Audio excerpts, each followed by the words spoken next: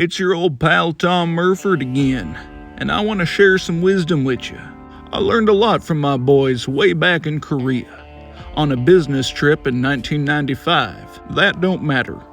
But they told me, Tom, sometimes good things come in little crates.